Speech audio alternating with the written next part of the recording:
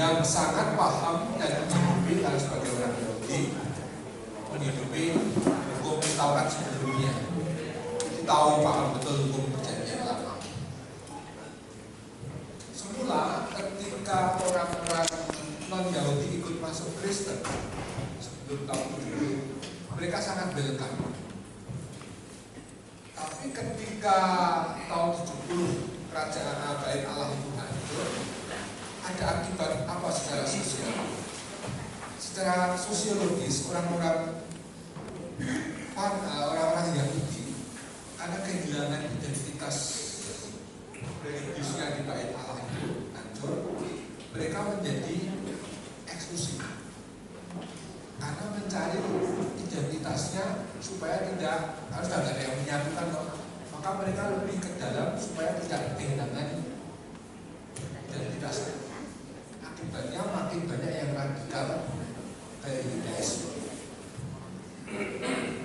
Efek lain adalah mereka menyendiri atau eksklusif, tidak menerima orang-orang non Yahudi. Nah, di jemaat Kristen yang terdiri atas orang Yahudi dan non Yahudi, dalam keluarga Yahudi terjadi perpecahan. Perpecahannya apa? Antara bapak dan anak beda pendapat. Aku lebih pro ke Yudaisme, aku lebih pro Kristen Yesus. Akibat dalam keluarga bisa terjadi perpecahan antara menantu dan bapaknya, antara menantu perempuan dengan ibunya. Yesus ngomong gitu. Lalu akan terjadi perpecahan, pertengkaran dalam keluarga. Itu ini. Kalau perpecahan itu dengan orang lain, ya tetap gak baik. Tapi kan efeknya tidak sedalam keluarga sendiri. Kalau lebih sakit nantinya. Maka pengampunan dosa menjadi sangat mendesak untuk ditegakkan. Itulah alasannya mengapa Injil Matius sangat menekankan soal pengampunan dosa. Tahun lalu ketika saya ceramah di sini tentang inisiasi, kekasan Injil Matius adalah ketika Yesus dibaptis oleh Yohanes Pembaptis. Di dalam Injil-Injil yang lain seperti Lukas dikatakan dengan dibaptis oleh Yohanes Pembaptis, selain baptisan pertobatan, tapi juga akan menerima pengampunan dosa. Pada Injil Matius, Yesus baptisan Yohanes hanya sekedar baptisan pertobatan tanpa pengampunan dosa. Karena pengampunan dosa itu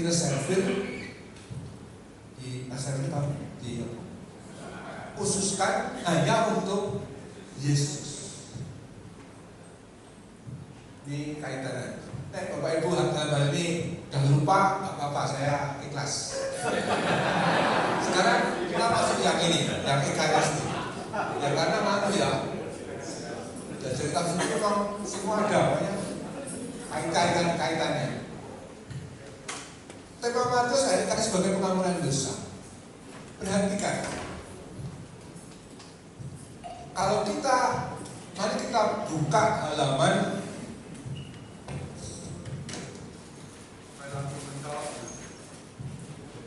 namanya studi teks ini.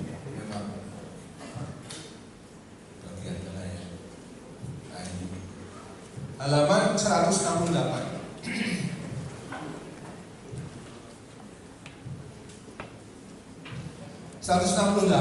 itu Matius, Markus, Lukas, 1 Kor 11. Oke? Lihat sekarang bagian bawah.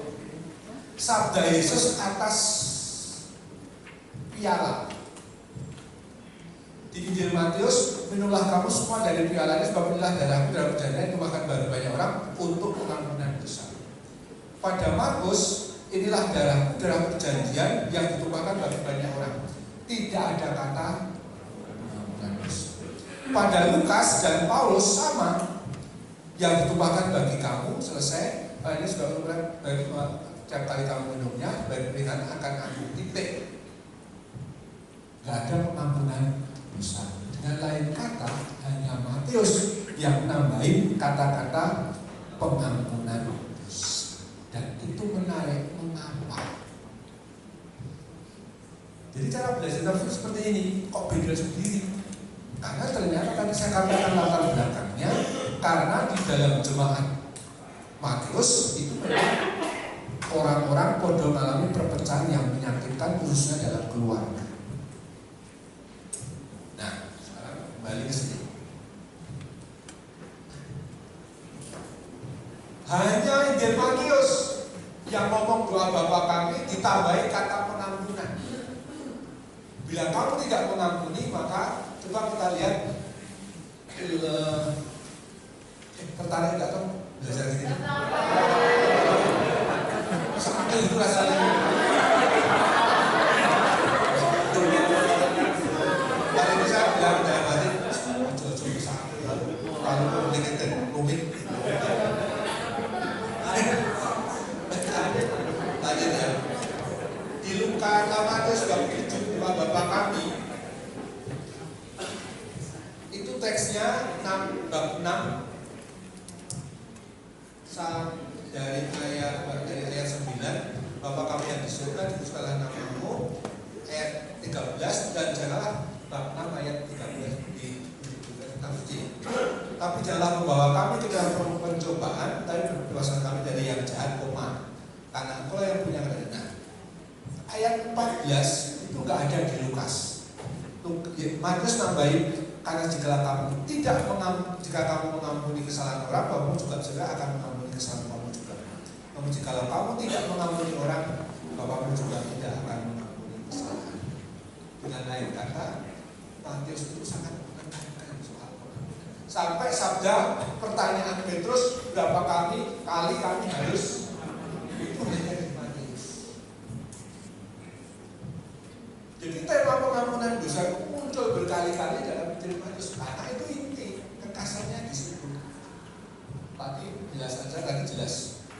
Jika keluarga terjadi perpecahan karena Yudaisme itu. Nah, kisah pergandaan roti seperti Markus 2 kali juga. Tapi kalau pada Matius menekankan gereja sebagai komunitas murid inklusif, perempuan, Yesus menyembuhkan dan mengampuni. Kekasannya apa? Kisah pergandaan itu dilakukan sesudah Yesus atau dalam rangka Yesus menyembuhkan dan mengampuni. Menarik. Kekasan utama minum piala sebagai partisipasi dalam penderitaan Kristus demi pengampunan dosa dan keselamatan banyak orang. Di Markus hanya partisipasi dalam penderitaan Kristus. Maka Ekaristi menurut Matius bukan hanya kenangan, tapi panggilan hidup dalam pengampunan, rekonsiliasi, dan ketaatan kepada kehendak Bapa. Kata kehendak Allah itu penting dalam Injil Matius. Kalau ibu bapak kan suka belajar kitab suci ya, itu semua nyambung semua. Jadi selesai dengan Injil Matius ya, selesai. Tekanan utama pengampunan dosa. Maka di teks kata-kata konsekrasi pun itu sebenarnya semacam menggemakan apa yang ada di seluruh kitab suci kita. Sekarang kekasan Lukas. Berbeda dengan Matius dan Markus, Lukas satu-satunya penginjil yang punya 2 kitab sekaligus. Injil Lukas dan Kisah Rasul. Injil asal usul Ekaristi dalam hidup Yesus. Jadi bedanya Injil dan Kisah Rasul itu Ekaristi. Di Injil itu asal usulnya Ekaristi yang berasal dari Yesus, hidup Yesus. Di Kisah Rasul bagaimana Ekaristi itu dihayati dalam gereja. Kekasan Lukas adalah membedakan perjamuan malam terakhir dan Ekaristi pasca kebangkitan. Karena hanya Lukas yang punya cerita perjamuan malam terakhir dan perjamuan Ekaristi sudah Yesus bangkit. Kisah ya kan? Ada yang Lukas yang menceritakan tentang ini. Yang menarik apa dari kisah para rasul? Dari Lukas bab 24 Emmaus. Ini menarik.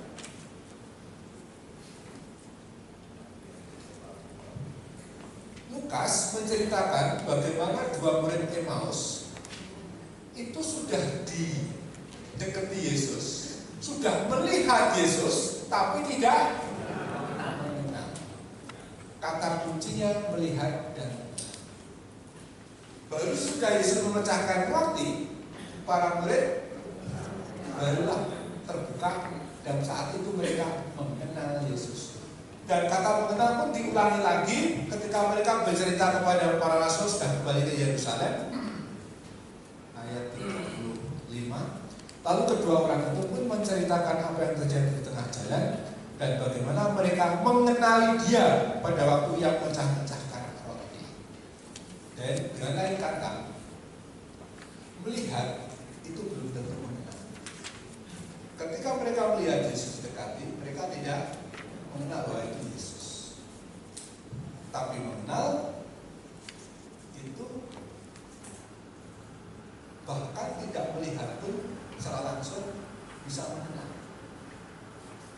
Nah, sekarang contoh. Ibu bapak di rumah,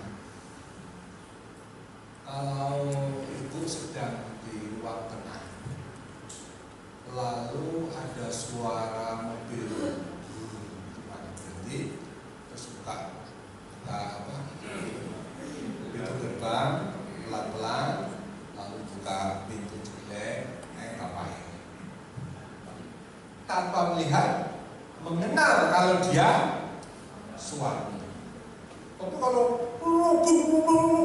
langsung buka piring, mana baru akan mesti anakku bayar.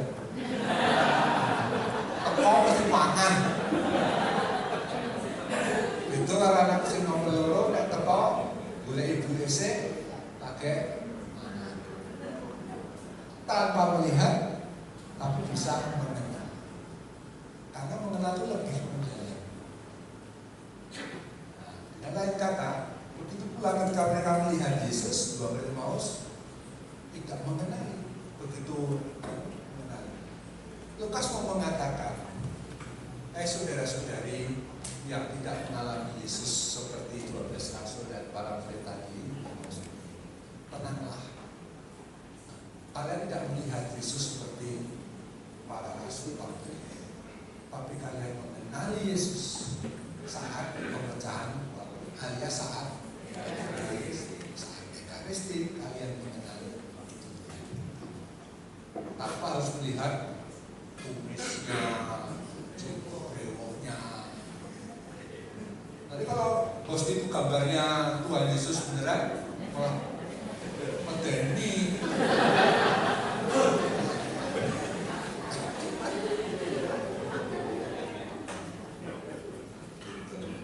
Itu poinnya, kata mengenal. Lukas dua kenangan Israel dan perjumpaan dengan banyak.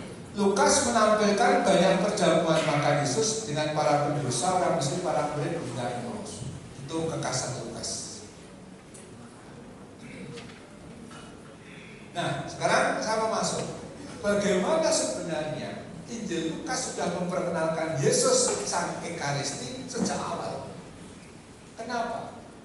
Sejak kelahiran Yesus dibaringkan di atas palungan.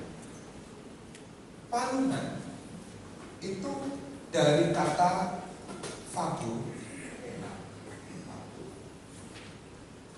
yang terjemahannya menjadi palungan. Aslinya itu tempat makan. Saya pernah ngomong.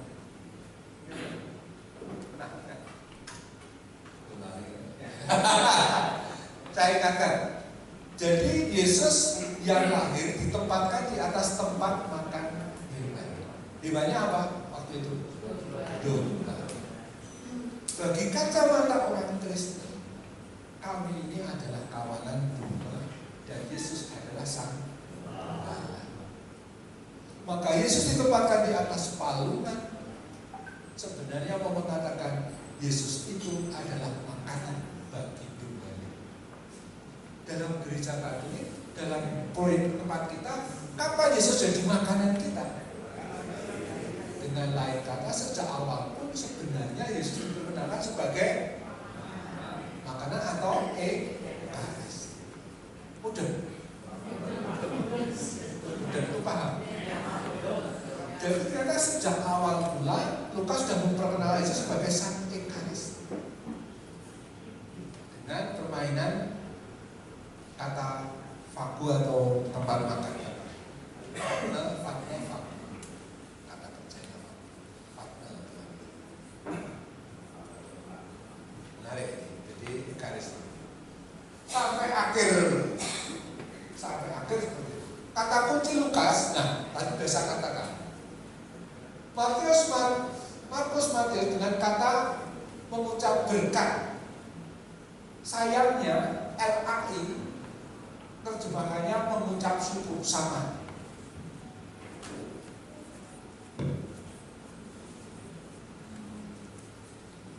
Tadi yang perbandingan tadi ada berapa? 168. Lihat dalam 168, Markus itu menerjem LAI yang saya ikuti. Kemudian Matius 26 ayat 27, kemudian Yesus mengambil piala, mengucap syukur. Di Lukas dan 1 Kor juga mengucap syukur. Di ayat atas 19. Terjemahan ini sebenarnya tidak setia, tapi benar. Terjemahan itu benar, tapi tidak mengikuti bentuk asli. Bentuk aslinya itu pakai kata eulogia untuk menerjemahkan kata barek yang berarti memberkati. Maka Markus Matius yang berdasarkan tradisi apa tadi? Yerusalem, yaitu kelompok jemaat Yahudi Kristen, itu memang sangat kenal dengan kata berkat.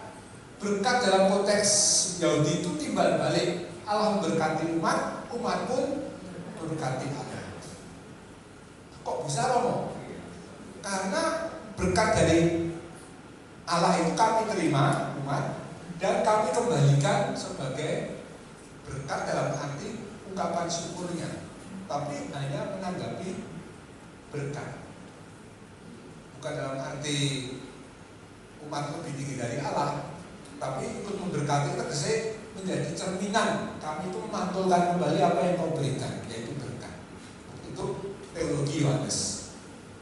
Di Lukas dan Paulus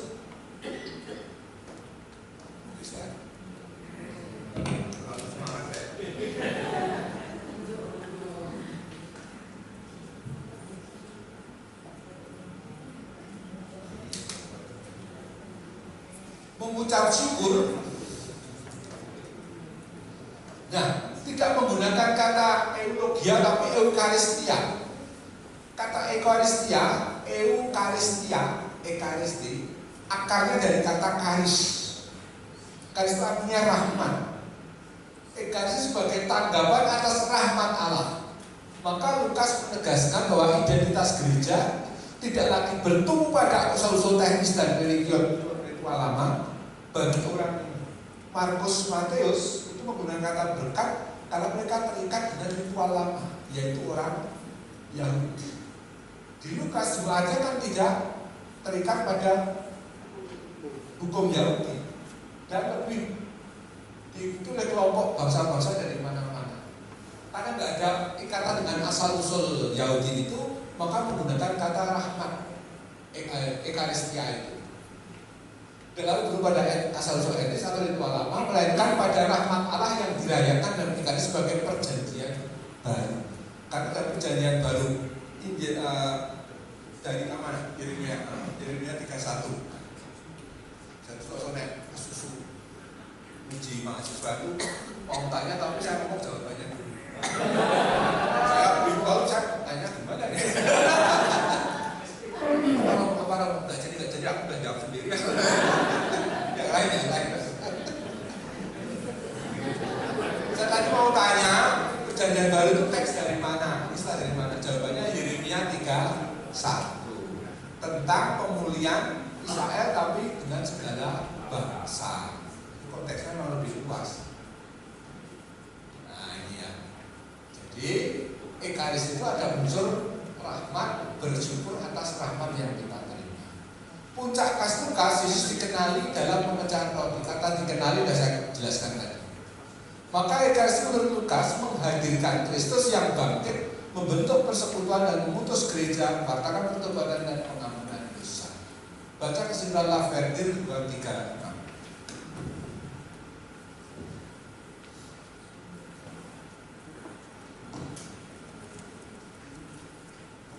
Perhatian boleh ngantuk ya sekarang.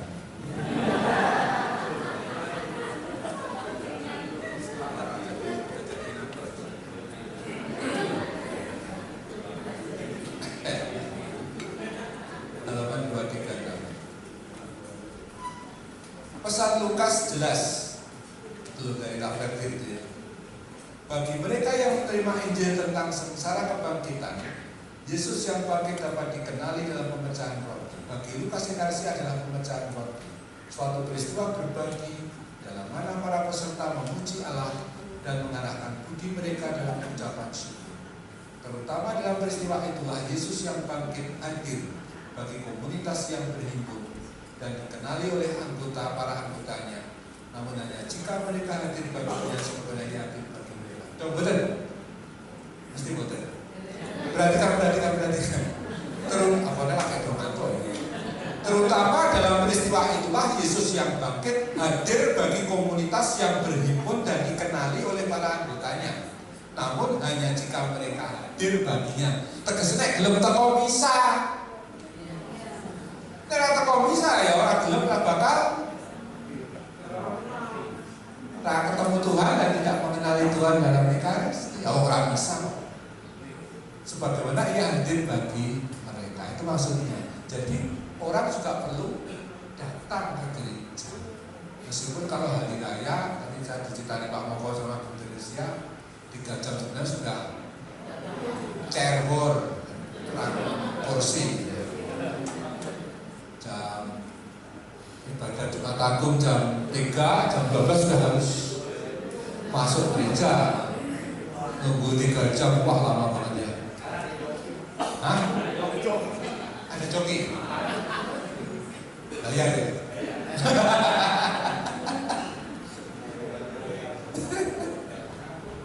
Inilah yang orang juga harus aktif ke gereja.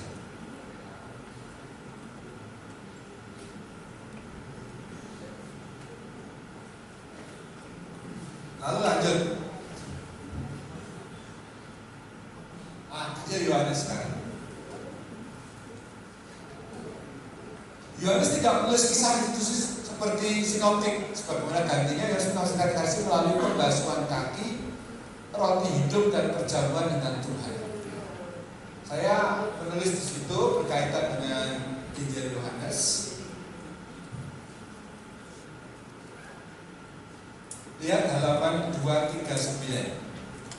Saya mengangkat tulisannya Schnakenburg, Rudolf Schnakenburg. Ada 5 poin pernyataan penting Schnakenburg yang dapat kita pertimbangkan.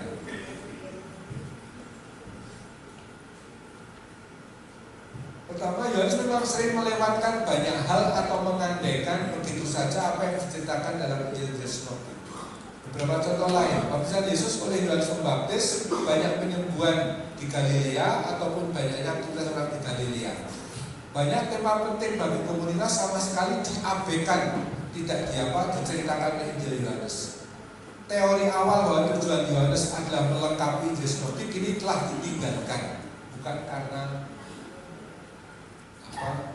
melengkapi, tapi Yohanes memang punya tadi itu mengandaikan pengetahuan yang cukup pada pihak para pembaca termasuk saksi, sehingga Yohanes merasa tidak perlu menulis.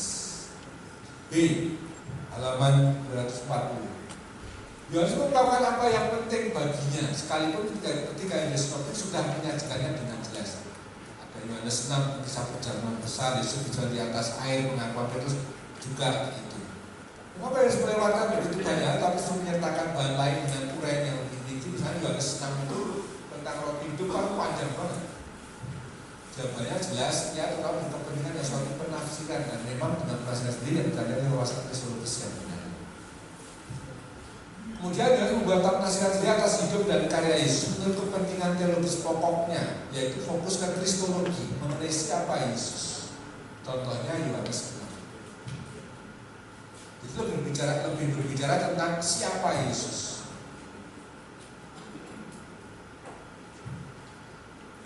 Nomor D, kita pun tetap memberikan kebebasan kepada penginjil untuk mengekspresikan pandangan tentang kasih Kristus yang sehabis-habisnya kepada para murid. Ya. Nomor E, dengan tanpa keraguan, peran kasih dalam Injil Yohanes jelas berakar pada perjamuan malam terakhir. Jadi ini mau mengatakan meskipun tidak menceritakan kisah institusi, Yohanes tetap mendasarkan diri pada perjamuan malam. Hanya tidak menceritakan kisah institusi. Ekaristi dipahami dalam inkarnasi, firman menjadi daging, itu penting bagi Yohanes. Kenapa kata daging penting? Karena berhadapan dengan kelompok gnosisisme. Gnosisisme itu bid'ah yang hanya menerima yang spiritual, tapi menolak yang kemanusiaan dan kedagingan. Dia nggak mau belajar makan B2 haram. Karena itu dia makan roti yang enak juga karena roti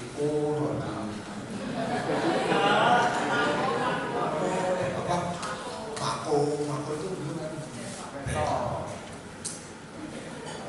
yang enak-enak itu di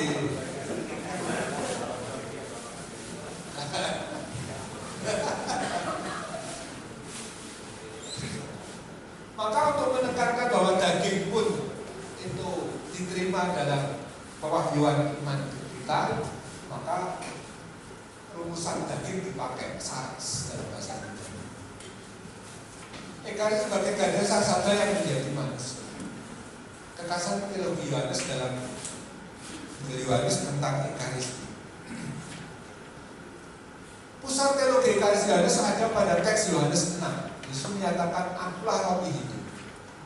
Ekaristi sebagai pemberian dari Yesus sendiri. Roti yang diberikan ialah daging. Yohanes menekankan realisme kehadiran Roh Kristus. Kalau tidak Yesus menekankan kata saras, bahasa Indonesia daging. Pertanyaannya kan, mosok makan daging apa tidak kolesterol? Tapi kan yang kita makan roti. Rupanya ekaristi sebagai korban anak domba Allah yang disambut dalam hukum. Jadi tekanannya pada sang anak domba Allah yang disebut. Domba Allah itu menghapus dosa, seperti dalam domba Paskah yang disebut. Oke, lanjut. Sekarang teologinya. Ekaristi mempersatukan kita dengan Kristus. Ia tinggal dalam aku dan aku di dalam Dia. Soal resiprok. Resiprok ini saya khotbahkan beberapa waktu yang lalu kepada umat Ibu Gran. Aku dalam kamu, kamu dalam aku. Yohanes kan suka sekali kalau mengatakan aku tinggal dalam kamu. Apa artinya? Saya mengikuti Paulus Benedictus 16. Dia mengatakan aku dalam kamu, kamu dalam aku. Itu dalam Injil Yohanes Paulus Benedictus 16 mengatakan karena Kristus menjadi ruang hidup kita. Paham tak? Tidak paham. Ya, belum paham. Memang bahasa Paulus Benedictus 16 agak susah. Ruang Kristus sebagai ruang. Nah, saya berpikir keras itu akhirnya saya menemukan ini. Dalam pemilik saya mengatakan ini.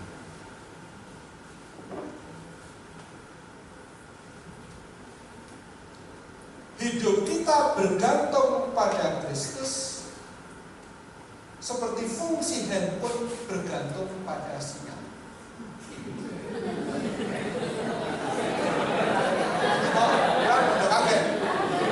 Anak-anak catat, bukan catat. Tak jelasin. Bukan saling kalau ada sinyal.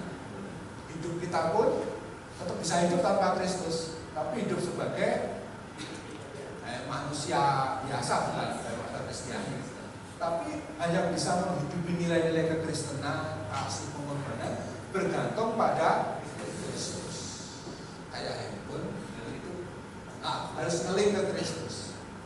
Nah, Kristus itu punya jangkauan kayak wifi. Kasihnya itu. Selama saya ada dalam jangkauan Kristus, saya berarti hidup seperti handphone, fungsi handphone berfungsi karena adanya sinyal. Itulah sinyal-sinyal kasih, kebaikan, pengorbanan. Jadi saudara-saudari, Bapak Ibu kalau datang Ekaristi, mau kor, yang seragam saya sedang, mau seragam, ayo bayar dulu, wah, sudah lunas, udah rame-rame aja. Terus Anda mau jaga parkir ini tanpa dibayar, kok mau berkorban seperti itu? Karena ada kasih kepada Kristus, ada kasih kepada sesama. Itu hanya mungkin satu sumber dari kasih Tuhan sendiri yang mendorong seperti itu. Itu seperti fungsi handphone berfungsi. Bisa bekerja, berfungsi, bisa berkomunikasi karena adanya sinyal. Anak-anak terus dong, saya ngomong aplikasi unggulan dari sinyalnya Yesus Kristus adalah kasih pengampunan. Nah, Ekaristi adalah saat kita mendownload aplikasi. Iya, jadi pas Ekaristi itu sinyal Kristus kasih itu bisa kutangkap, bahkan bisa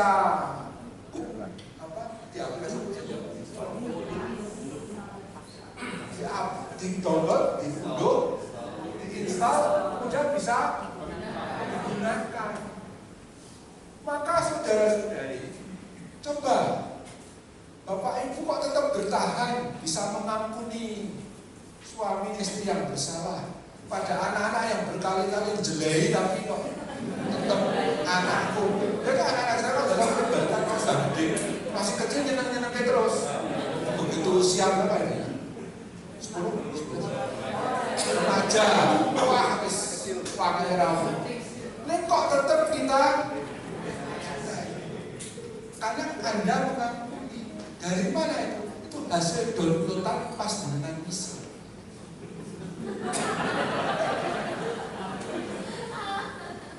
Saya tiba-tiba ada mana? Kira-kira bener lah ya, bener ya, bener ayo boys. Terus aku rasanya oke, berarti oke. Tapi kan mempermudah apa? Aku dan Yesus dan aku itu maksudnya Yesus menjadi ruang hidup dalam hati yang membuat handphone berfungsi kayak sinyal ini. Maksudnya. Lalu mendownloadnya kapan? Pas Ekaristi. Karena Ekaristi kita tidak mendownload pengaruh kok orang bisa mengerjakan. Harus diupdate, harusnya diupdate terus. Maka harus bisa terus. Ya kan? Dengan bahasa anak-anak sekarang kan langsung masuk alurnya. Mantap. Mantap Pak Eka ya.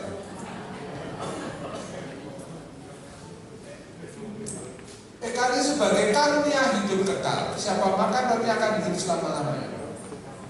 Tahun-tahun saya masih ingat kok ngomong, segala sesuatu yang berurusan dengan Tuhan itu bernilai abadi. Karena Allah itu adalah abadi. Maka kalau kita menerima hidup kekal, ketika menerima Ekaristi, Ekaristi itu kan menghadirkan hidup kekal, karena itu tubuh Tuhan. Padahal Tuhan itu kekal. Maka dalam diri kita sudah hadir yang abadi itu.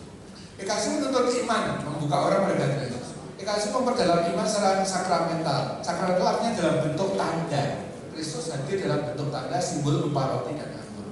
Jadi menurut Yohanes, Ekaristi adalah perjumpaan nyata dengan Yesus yang hadir, memberi hidup dan mempersatukan umat dengan Allah.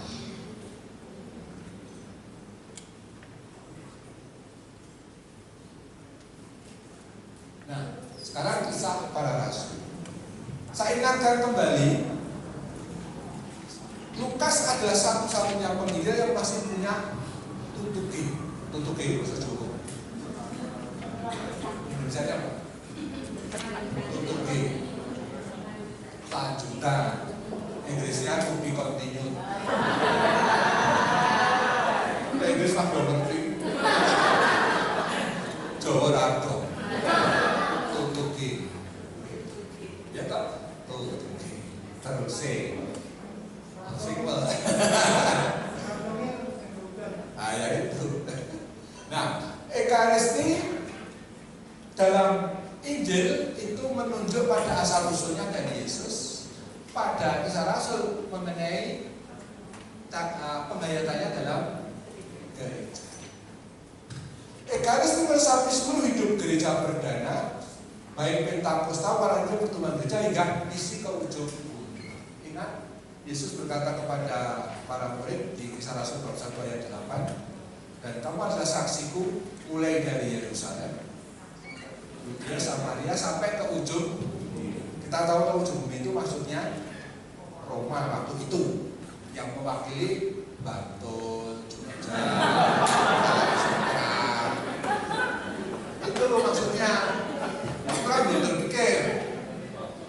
Kalau saya hari itu waktu sudah lahir, saya usul pada Santo Lukas tulis Bantul, tempat saya lahir.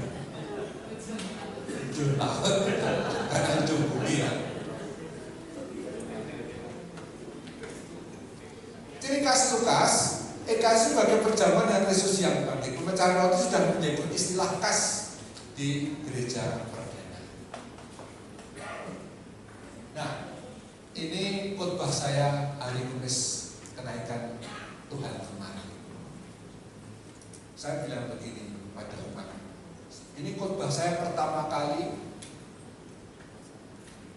di seluruh dunia. Padahal yang bermakna saya belum pernah khotbah dimanapun.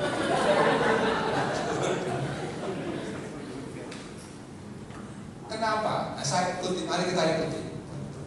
Ekaristi sebagai perjamuan dengan Yesus Kristus yang bangkit. Teks Ekaristi sebagai perjamuan Kristus yang bangkit mengawali pula dalam Kisah Rasul. Jadi begini, teksnya itu begini. Di kisah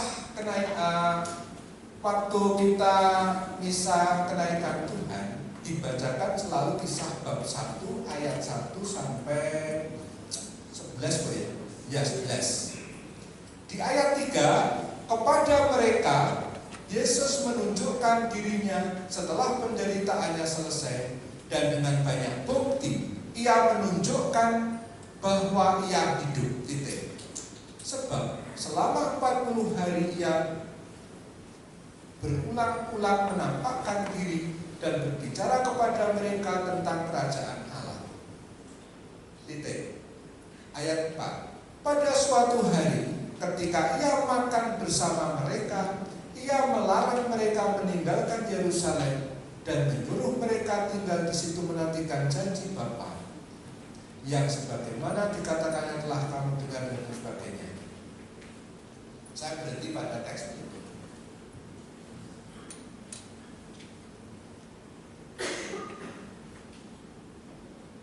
Kisah Rasul terjemahan LAI yang kita baca tadi itu menerjemahkan ayat 4 dengan kata-kata Yesus makan bersama mereka, para saktelerangan itu sekilas kesannya itu hanya makan pada waktu mau berpisah, tapi bentuk kata yang digunakan, kata kerjanya itu sinalisomenos itu artinya makan, tapi ini berkali-kali. Nah, tapi yang paling penting untuk saya itu kata sinalisomenos. Kata sinalisomenos itu dari kata sinaliso bahasa Yunani, dari akar kata haliso. Haliso itu artinya menggaram. Maka sinaliso berarti makan garam. Sinalisomenos itu bentuk kata kerja yang digunakan berkali-kali. Berarti selama 40 40 hari ia menampakkan diri itu, Yesus selalu mengajak para murid makan garam bersama. Sampai berapa? Sekilas makan garam itu berarti bikin tensi tinggi. Iya kan? Pasti tensi kita tinggi kalau makan. Tapi ternyata iblis berbeda. Mari kita lihat halaman 266-267.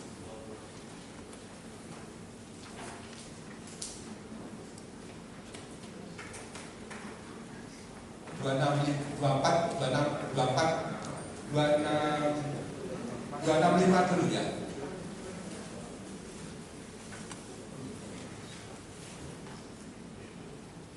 Meskipun kutipan itu tidak mengungkapkan secara langsung mengenai perjamuan Ekaristi bersama Tuhan Yesus yang bangkit, tapi ada pernyataan yang mengindikasikan Ekaristi tersebut, yaitu pernyataan ia makan bersama mereka.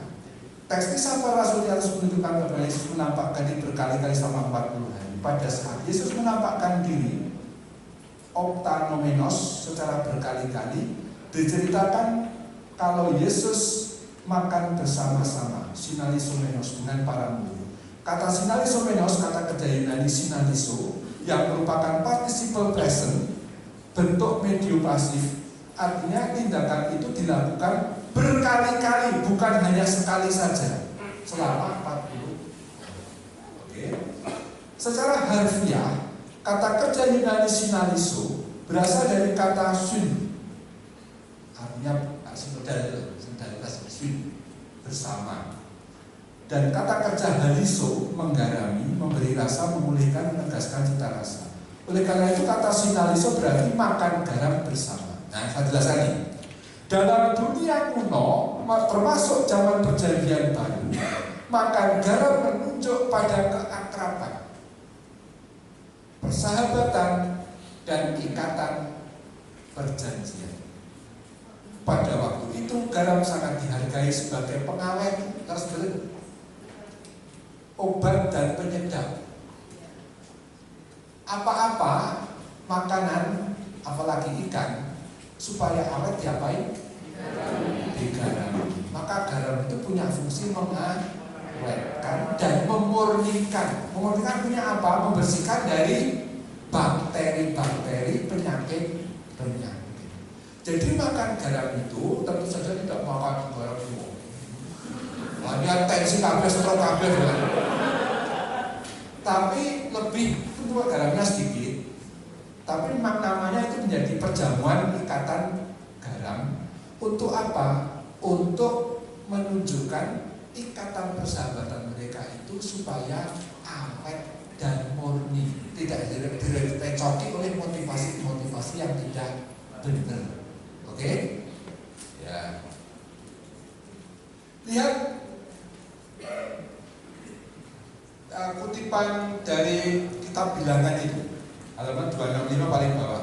Segala disebut dalam kitab suci, segala persembahan khusus dari persembahan kudus yang dipersembahkan orang Israel pada Tuhan, aku berikan kepadamu dan kepada anak laki dan perempuan yang bersamamu sebagai suatu ketetapan untuk selama-lamanya. Itulah suatu perjanjian garam di hadapan Tuhan bagimu dan bagi keturunanmu untuk selama-lamanya. Jadi perjanjian garam itu berakar dalam tradisi Taurat, kitab suci, perjanjian lama. Itu ada. Itu yang dibuat Yesus selama 40 hari. Begitu pula persembahan yang berupa korban sajian harus dibubuhi garam dari imaman Tuhan. Setiap korban sajianmu harus kau bubuhi garam. Jangan kau lalaikan garam perjanjian Allahmu dari korban sajian. Bubuhilah garam pada setiap korban. Mengapa harus dibubuhi garam? Garam itu mengawetkan dan mematikan bakteri sehingga makanan tetap awet dan bersih alias murni. Garam memastikan bahwa korban persembahan itu tetap murni, awet, bertahan untuk diterima oleh Allah. Dengan lain kata, sampai pada intinya, Yesus selama 40 hari dia makan garam para murid, berarti menguatkan mengawetkan, memurnikan ikatan persahabatan Yesus dan para murid agar bertahan lama. Sebelum dia naik ke surga harus dijamin bahwa benar-benar ikatannya kokoh, kuat. Maka dengan simbolik makan garam. Ini kalau nggak pakai tafsir lafaz di sebenarnya kita nggak pernah paham. Saya juga baru paham kok. Ternyata bagus banget. Dan itu memang ekaristi. Maka dikatakan di situ ya, halaman 266 alinea paling bawah. Demikianlah ungkapan Lukas dalam kisah para rasul tentang Yesus yang makan garam bersama dengan para murid secara berulang-ulang saat penampakannya jelas menuju pada perjamuan ekaristi dengan Tuhan yang bangkit. Dengan demikian ekaristi merupakan perjamuan dengan Tuhan Yesus yang bangkit. Justru dengan istilah makan garam itu diungkapkan kualitas atau mutu, kedalaman dan awetnya persekutuan para murid dengan Tuhan Yesus yang bangkit. Dengan dilakukan sepanjang 40 hari, tindakan itu menandakan dampak yang mendalam dan bertahan lama atau awet dari persekutuan tersebut. Nah ini kata-kata ini. Diperlukan banyak perjamuan dengan Tuhan yang bangkit agar para murid menjadi saksi yang tangguh akan kebangkitannya. Perjamuan Tuhan dikasih selama 40 hari antara hari pertama sampai hari Yesus naik ke surga mempererat relasi Yesus dengan para murid yang Yesus yang bangkit dengan para murid sekaligus bersama beliau menjadi saksi selamanya. Di Yerusalem dan sampai ujung. Sampai di sini dengan segala cara saya menjelaskan pada umat saya di Ugrana kemarin seperti itu. Kalau saya tanya, paham? Saya bilang tidak apa-apa. Saya ikhlas Anda tidak paham. Tapi sekarang saya tunjukkan bahwa itu sebenarnya Anda ya. Ibu bapak masih bertahan dengan suami dan istri yang sama, meskipun tidak selalu cocok atau sefrekuensi kadang-kadang. Mengapa ibu bapak dengan anak-anak yang jelek tadi, nyebelin tadi, tetap mencintai mereka, bahkan menginginkan mereka supaya dapat jodoh seiman? Mengapa Anda tetap misa setiap minggu meskipun pastornya hari ini jelek, diganti pastor yang lebih jelek lagi? Oh, stop berganti pastor paroki ganti, misa berganti-ganti, khotbahnya nggak selalu jelas. Mengapa Anda tetap tekun datang untuk misa? Karena di dalam diri Anda sudah ada ikatan garam. Awetnya pertahanan untuk tak jadi orang kafir. Ini efek dari ekaristi yang Anda ulang-ulang dari dulu sampai sekarang. Jelas?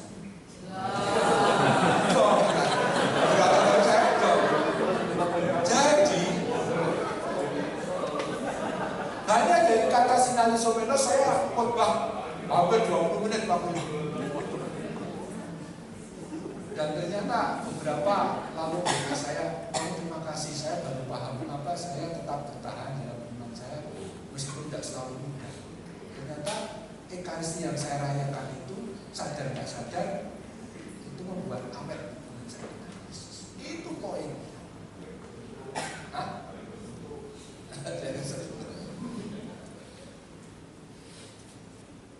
Lihat, ya, masuk ya. Ini poin yang sangat bagus nih. Saya memang semangat ya kalau poin di sini.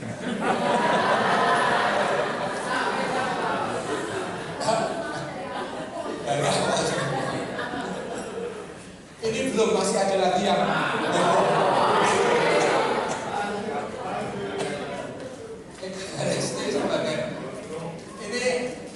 ini sebagai peristiwa komunitas. Jadi ada 3 macam komunitas. Komunitas kita sebagai komunitas itu jadi sosial yang kelihatan, sosial, hubungan dengan keluarga. Tapi ekaristi juga peristiwa gereja eklesia. Ketika umat beriman berkumpul, jadilah mereka eklesia. Dari kata ekaleo artinya dipanggil ya, dipanggil untuk berkumpul.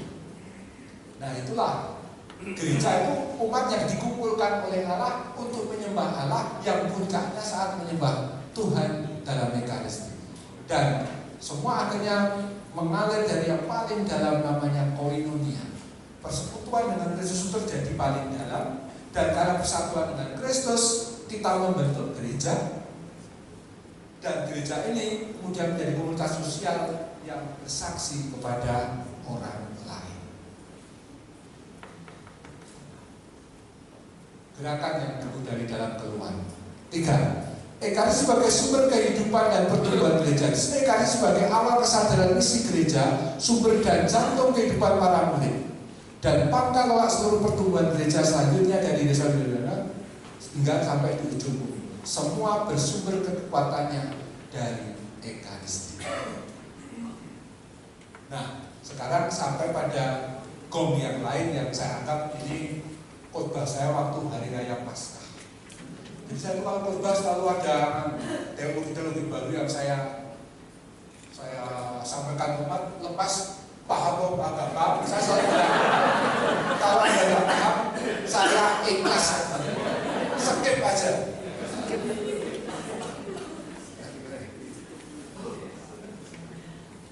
Ekaristi mingguan sebagai Hermirapian dan ciptaan. Hari Minggu sebagai hari Ekaristi berakar pada tradisi apostolik sejak kebangkitan Kristus. Oke. Dalam doa syukur agung penyebutan Paus dan Uskup menegaskan kesatuan gereja universal dan gereja lokal. Dan saya singgung ketika saya ngomong mengenai tadi tiga unsur Ekaristi, jemaat yang merayakan, dan gereja universal. Tadi Alexander Smeman tadi. Injil dan Kisah Para Rasul. Nah, kita baca Lukas bab 24.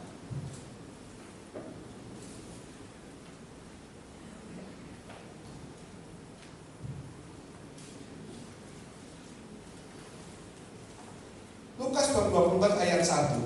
Pagi-pagi benar pada hari pertama minggu itu, mereka pergi ke kubur membawa rempah-rempah yang telah mereka sediakan. Pada hari pertama minggu itu, orang-orang Yahudi yang kita ikuti cara penghitungannya memang menyebut hari pertama itu hari Minggu. Hari Minggu sebagai hari pertama. Hari Minggu, hari pertama, hari kedua, hari ketiga, hari keempat, hari kelima, hari keenam. Yang punya nama itu hari ketujuh, namanya Sabat. Ini jelas ya. Bapak Ibu yang belajar matematika pasti paham. Hitungan itu ada kardinal dan ordinal. Ada yang pernah dengar? Lupa ya? Pernah dengar? Kardinal dari kata kardo itu artinya engsel atau pokok satuan. Jadi hitungan 1, 2, 3, 4 itu kardinal. Anda punya berapa anjing? 2, itu kardinal. Oke? Sementara ordinal itu urutan. Dari kata ordo artinya urutan atau biasa urutan. Ordo, ordinal. Pertama, kedua, ketiga, keempat. Orang Yahudi pun membuat hitungan hari, penamaan hari itu dengan ordinal. Hari pertama, hari kedua, hari ketiga, hari keempat. Sampai di sini nggak ada informasi yang baru. Tapi tahukah Anda? Aslinya Lukas 24, Matius 28, Markus 16 ayat 1 semua. Yohanes bab 20 ayat 1 itu semua tentang kebangkitan sama kosong. Dimulai dengan kata-kata hari pertama minggu. Aslinya, nah ini poinnya. Yang digunakan itu kata ini, Tedemiaton Sabaton. Hari Sabtu dalam minggu itu. Bukan hari pertama, terjemahan yang harafiah yang mau saya jelaskan. Aslinya hari Sabtu. pertama. Memang hari-hari ini dihitung hari pertama, kedua, ketiga, tapi khusus untuk kebangkitan Tuhan,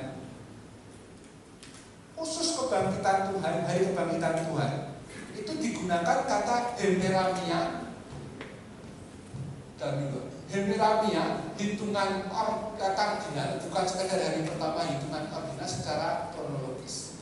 Nah, kita jelaskan di sini. Istilah hemeramia yang digunakan Tedemiaton Sabaton itu setelah hari Sabat-Sabat. Hari Sabtu dan Minggu itu. Hemeramia menggemakan kejadian ini. Orang-orang Yahudi itu ngitung hari biasa, itu hari pertama, hari kedua, hari ketiga. Tapi khusus ketika orang Yahudi itu menyebut nama kejadian bab 1 ayat 5, tahu nggak? Allah menciptakan langit dan bumi. Jadilah petang dan pagi hari pertama.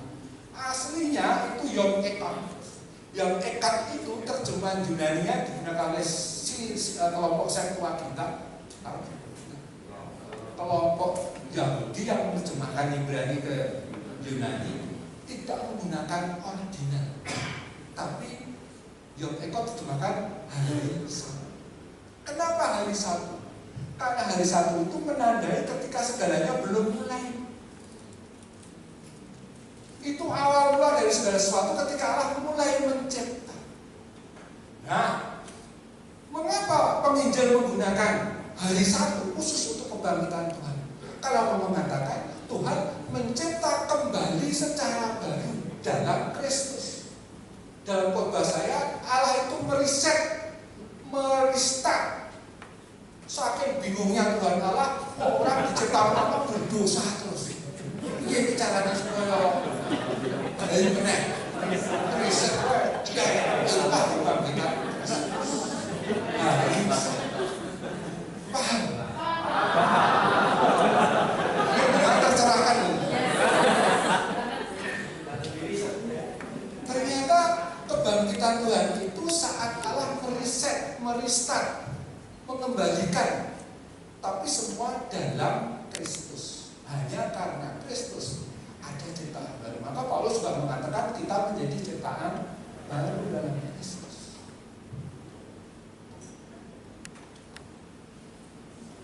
Sebagai awal penciptaan, karena itu kebangkitan Yesus dipahami sebagai awal ciptaan baru, yaitu gereja. Lihat halaman 276. Ngeri ya, artinya apa?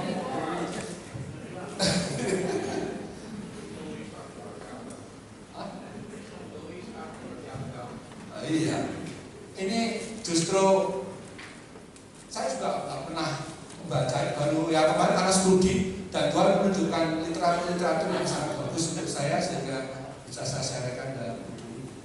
Halaman 274, 276 ya.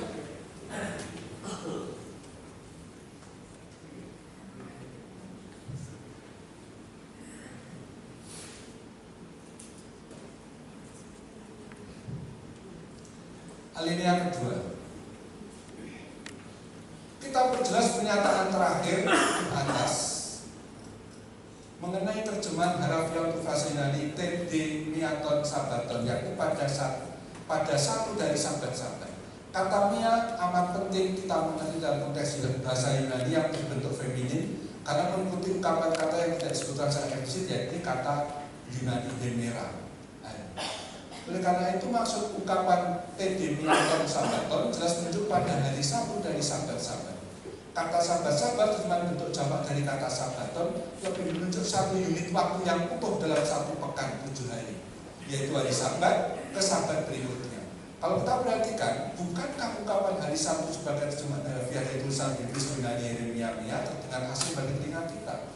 Ternyata kata Yunani Yeremia digunakan oleh kelompok Septuaginta untuk terjemahkan secara seperti yang menurut makna teologis tradisi Semitis Yudaisme kata Ibrani Yom Ekad pada teks awal kisah penciptaan Kejadian bab 1 ayat 5. Di catatan kaki 329 teks terjemahan LAI dengan kita menggunakan kata hari pertama, sehingga kita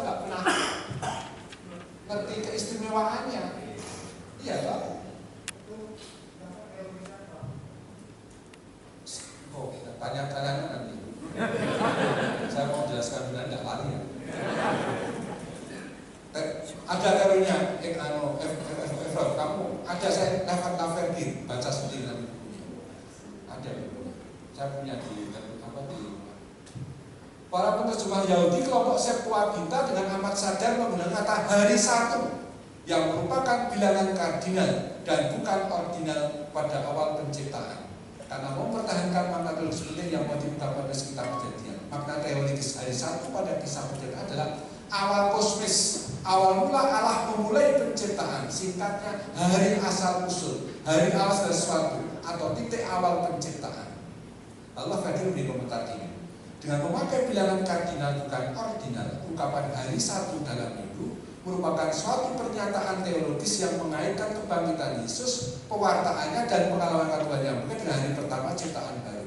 Dengan berkumpul pada hari pertama minggu untuk pemecahan roti, orang-orang Kristen perdana merayakan ciptaan baru yang dinyatakan dalam kehidupan Yesus yang bangkit.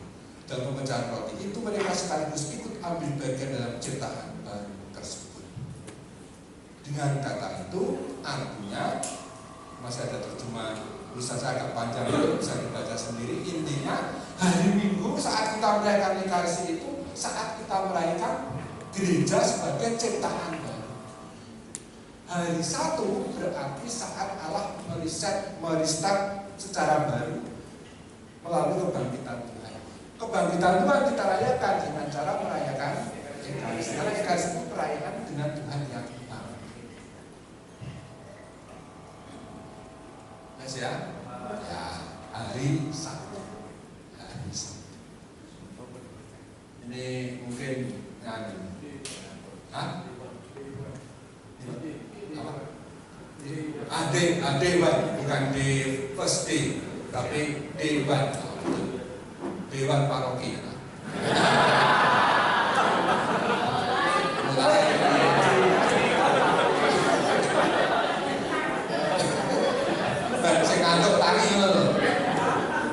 Maka Ekaristi itu bukan hanya peringatan mingguan, tapi perayaan gereja semesta atas karya Allah yang memperbarui dunia dalam Kristus yang bangkit. Maka saya katakan Ekaristi hari Minggu itu perayaan seluruh gereja universal. Karena yang dirayakan itu kesemestaan ketika Allah mencipta baru dalam Kristus. Jadi kebangkitan Tuhan itu bukan keselamatan kita, tapi saat Allah merestart dunia ini yang sudah terlanjur kebanyakan sampah, aplikasi sampah, papa di-download, bikin lemot, udah reset saja, yes. Lah apa ya, dosanya ya namanya kita ya dosa lagi ya kan, tapi udah mau reset. Gereja berkumpul pada hari Satu. Yang menarik, kata hari Satu diulang lagi di Kisah Rasul bab 20 ayat 7. Tahu kisahnya? Paulus merayakan pemecahan roti di Troas. Saya bacakan ya, bab 20 ayat 7. Pada hari pertama, aslinya pada hari Satu dalam minggu itu, ketika kami berkumpul untuk memecah-mecahkan roti, Paulus berbicara dengan saudara-saudara itu karena ia bermaksud untuk berangkat keesokan hari. Itu adalah satu-satunya teks yang menceritakan gereja merayakan Ekaristi dalam Kisah Rasul pada hari Minggu. Karena di teks Kisah Rasul bab 2 itu tidak dikaitkan langsung dengan hari Minggu, tapi di sini jelas dikaitkan. Ini juga bagus. Ayat 46 Kisah Rasul bab 2 kita baca ini. Dengan bertekun dan sehati mereka berkumpul tiap-tiap hari dalam bait Allah. Mereka memecahkan roti di rumah masing-masing secara bergiliran dan makan bersama-sama dengan gembira dan tulus hati. Berarti kan kata-kata memecahkan roti di rumah masing-masing. Jadi misa tapi di rumah masing-masing. Gereja perdana tetap beribadah di bait Allah karena mereka masih merasa bagian dari Yahudi. Kayak semacam sekte lah Kristen itu pada waktu itu. Tetapi juga mereka Kristen, tapi juga pulang merayakan kekasan mereka yang tidak diimani di bait Allah, yaitu Tuhan yang bangkit melalui perayaan Ekaristi. Betul. Ekaristi menjadi identitas khas umat Kristen yang membedakan dengan orang-orang Yahudi. Jelas. Kalau mendengarkan sabda, orang Yahudi mendengarkan sabda. Khotbah, orang Yahudi pun ada khotbah. Tapi pemecah roti hanya orang Katolik, hanya orang Kristen. Ada perbedaan antara Ekaristi mingguan dan harian. Ya. Ekaristi mingguan, perayaan seluruh gereja sebagai tanda kesalahan katolisitas tadi yang saya jelaskan nomor 4 tadi, yang hari satu tadi ya. Sekarang kita fokus ke Ekaristi harian. Karena kata merayakan, memecahkan roti setiap hari, tiap-tiap hari, itu mengindikasikan mengenai perayaan Ekaristi misa harian. Jadi ini menjadi dasar mengapa ada misa harian. Tapi ada tekanan yang berbeda. Pada misa mingguan itu perayaan kosmis saat Allah meriset seluruh dunia dan ciptaan baru dalam Kristus. Di harian itu lebih perayaan keluarga, rumah masing-masing, perayaan komunitas kecil, keluarga dan sahabat untuk memerat persaudaraan dalam Kristus. Karena itu Ekaristi harian bukan sekedar ritual tambahan, melainkan sarana membangun pendekatan pendekatan dalam. Coba lanjut, saya mencari kata yang masih. Saya jelaskan. Ekaristi harian itu membentuk persekutuan hospitalitas. Hospitalitas artinya apa? Enggak, hospitalitas Pak. Keramahan, keramah tamahan. Tapi dalam bahasa Inggris, keramah tamahan hospitality itu lebih keramah tamahan tuan rumah kepada tamu. Tapi arti asli dari kata hospes sebagai akar dari kata hospitalitas itu keramahan tamu dan keramahan sang tamu sendiri. Ada timbal balik dua pihak.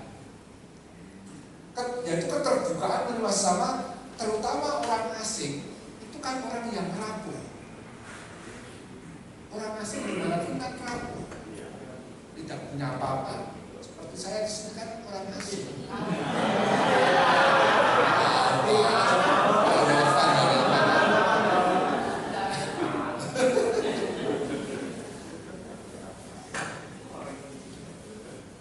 Nah, jadi merayakan Ekaristi harian itu merayakan ikatan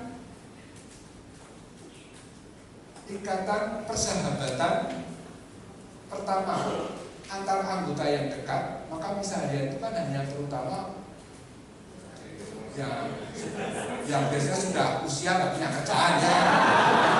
Itu loh. Siapkan diri ya, boleh. Tapi sebenarnya misa harian itu sebenarnya untuk membangun persaudaraan kelompok itu. Maka ada misa para suster, misa lingkungan, misa yang sifatnya kita kenal semua. Itu makna misa harian. 1, 2. Kata roh asing menunjuk mengenai siapa yang harus dilayani. Nah, dalam doa Bapa kami, rezeki kehidupan dalam doa Bapa kami menunjuk pada pemeliharaan sehari-hari sekaligus pada kesusahan roti hidup dalam Ekaristi. Coba kita lihat halaman 280.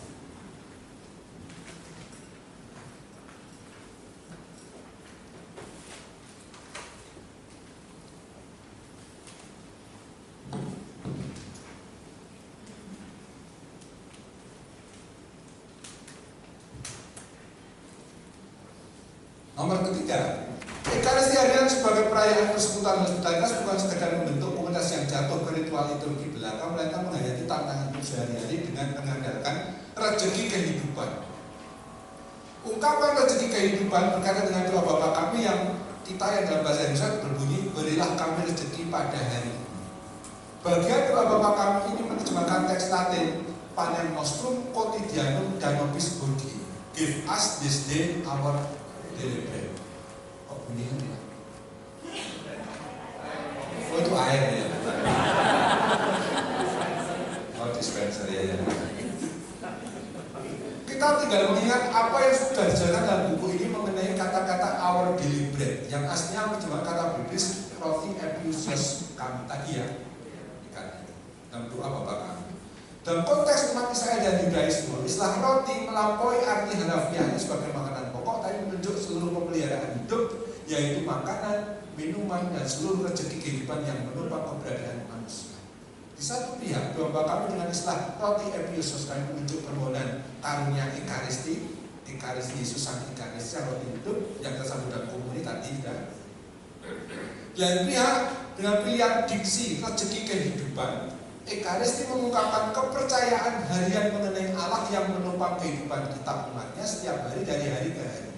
Hal itu persis menggemakan pengalaman umat Israel di padang gurun yang menerima mana setiap hari dari Tuhan, agar mereka belajar menerima secukupnya untuk hari ini dan belajar hanya bergantung pada penyelenggaraan dari Allah. Sesungguhnya akan menurunkan hujan roti dari langit bagimu bangsa itu secukupnya untuk sehari. Jadi berilah kami rezeki pada hari ini. Itu memuat sebuah spiritualitas yang mendalam, bukan hanya permohonan Yesus sang Ekaristi yang kemudian kita sambut dalam komuni, tapi mentalitas semangat rezeki khusus hari ini. Karena mana yang disimbolkan tadi pada kostum quotidianum yang dalam bahasa Matius pakai superstansialen, ya, artinya roti surgawi, itu memang diberikan mana itu waktu zaman para orang-orang Israel per hari. Maka doa Bapa kami itu sebenarnya berkaitan dengan mana itu. Berilah kami rezeki hari ini, tidak 7 turunan.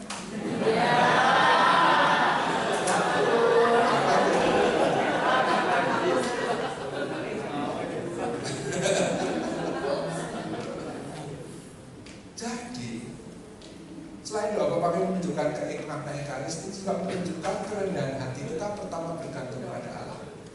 Yang kedua perhatian pada orang-orang miskin dan menderita. Itulah sebabnya Ekaristi harian itu juga mengandaikan suasana ini, mendidik umat hidup dari penyelenggaraan Allah setiap hari, bandingkan mana yang hanya turun setiap hari, tidak bisa disimpan karena busuk.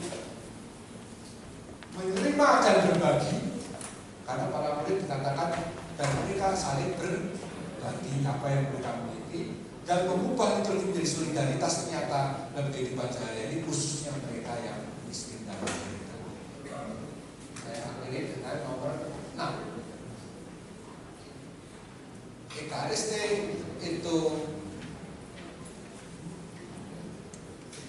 untuk yang menerima dan berbagi ini, jangan lupa teks ini loh ya. Saya itu mau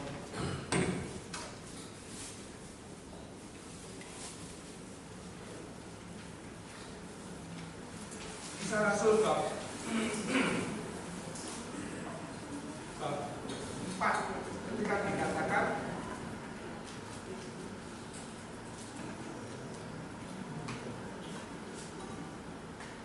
Rasul bab 4 ketika dikatakan ini ayat 34, bab 4 ayat 34, tidak ada seorang pun yang berkekurangan di antara mereka, sebab semua orang yang punya tanah atau rumah menjual kepunyaannya itu dan hasilnya mereka bawa dan letakkan di kaki para rasul. Tidak ada orang yang berkekurangan. Maka di antara umat Kristen tidak boleh ada yang berkekurangan.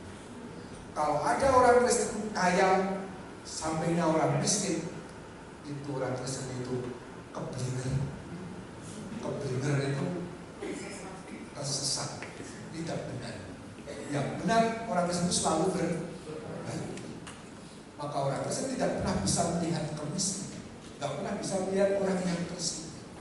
Saya kalau khotbah itu sering sekali ngomong ini berkali-kali. Saya bilang, pokoknya kalau kita saya minta orang Katolik, kalau Anda menggunakan jasa driver ojol, entah Grab, berilah dia bintang 5 apapun pelayanannya. Seandainya aku kecewa pun kasih 5, syukur dikasih tips sak relanya. Omongan saya ini dengar anak-anak, Bilang mereka selalu ngomong, Bu, ngomong Marto bilang kita harus bentak 5. Ngomong apa ya, kata ngomong itu buku apa dituliskan anak-anak ya. Aku bilang, mesti bayar. Tentu saja seperti itu. Contoh bagaimana, lalu saya pernah bilang, coba UMKM yang tidak laku-laku itu beli orang butuh bola orang ada duit, boleh oseng, orang pakai payu. Nah, aku nggak butuh orang kasihkan orang lain. Saya kadang-kadang berhenti di bubur kacang hijau itu yang di jalan itu. Demi apa? Ya demi makan burjo.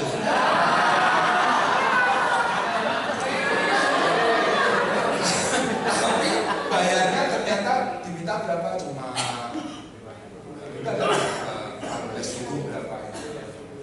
Tak kasih berapa? 50.000.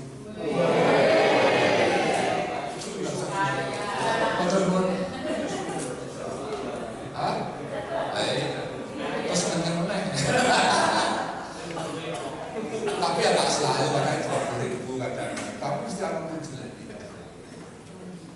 Prinsipnya itu lah, saya tergerak oleh kisah Rasul Bapak. Tak boleh kita membiarkan ada orang kita dengan keren gereja sejak awal. Terakhir ini sudah selesai habis ya. Ini harapan akan pertemuan yang akan datang, intinya tentang eskatologi. Ekarasi akan Kristus yang wafat dan bangkit. Dia juga benarkan sudah dan belum dan seterusnya. Ini tidak baca sendiri ya. Sintesis saya itu dalam 6 nomor. Itu sebenarnya sintesis itu gitu, merangkum apa yang saya tulis tentang ekarasi di perjanjian baru. Bisa disarikan lewat itu. Ada sekian dalam saya jelaskan. Tapi nggak akan saya jelaskan sekarang selain waktu, tapi juga nggak perlu karena saking banyaknya poin-poin, tapi sudah saya singgung yang pokok-pokok. Sekian ini, terima kasih, cukup dulu.